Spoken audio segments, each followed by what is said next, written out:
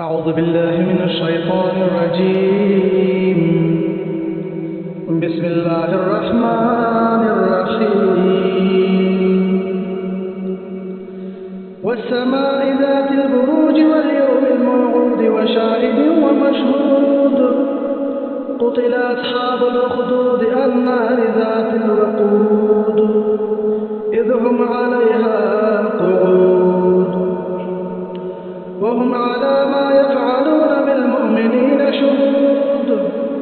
وما نقموا منهم إلا أن يؤمنوا بالله العزيز الحميد الذي له ملك السماوات والأرض والله على كل شيء شهيد.